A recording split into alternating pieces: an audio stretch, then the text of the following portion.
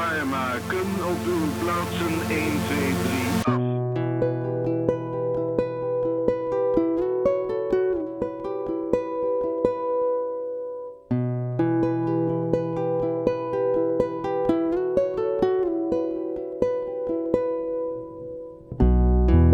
Vader kiest daar.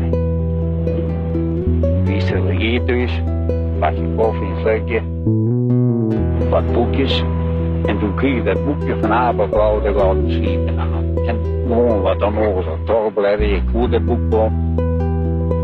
En op een gegeven moment zei ik, nou Hekken, zei mevrouw, wat heeft nou je? Ik zei, hij zult waarom naar het Heiderland.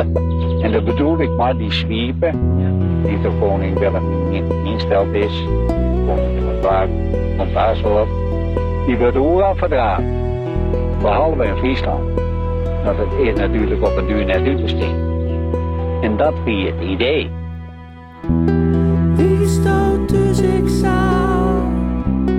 Wie stoot dus ik zou? Wie stoot dus ik zou?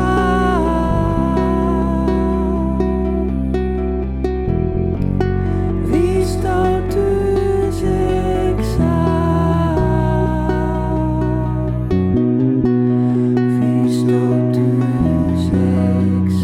Eerst volgende vergadering, nou dat ziet er net op met de wachtje, hè. En dat wie ik wel logisch, want er moest een gouden schiepen komen. En we hadden een heel goede pennenmeester toen, derde Palstad, die paste best op geld. En die zei, Steeman, wat kost een schipje? Ik zei, dat weet ik net. Nou ja, die man hier voorkomen wel niet. Nou toen heb ik, daar zijn, ik aan de streekbordel om te schiepen. En ik kon natuurlijk maar naar één adres, dat die betaald hebben. Toen hielden we de mazzel, dat Hessel, Douwers de Jong, en dat hier directeur worden wie jou.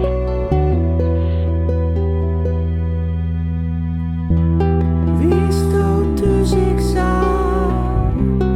Wie stoot dus ik zou? Wie stoot dus ik zou?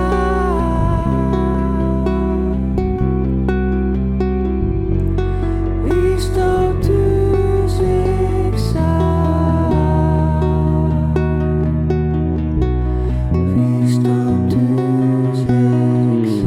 Nou, Friese als hij is er net. Als het maar voor Friesland is, als het maar voor de jou is, of als het maar voor het personeel wie, dan wie je altijd niet. Ik moest hem dus een verhaaltje vertellen, hoe de gouden zwiep en hoe zwiepen daar. Ik weet het net als ik nou zit op de schep, maar ik heb een idee dat ik een smeuig verhaaltje verteld heb.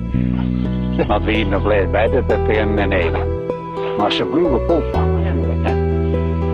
Toen zei de Steeman, ik hoef toch niet elk jaar een zweep te kopen, hoor.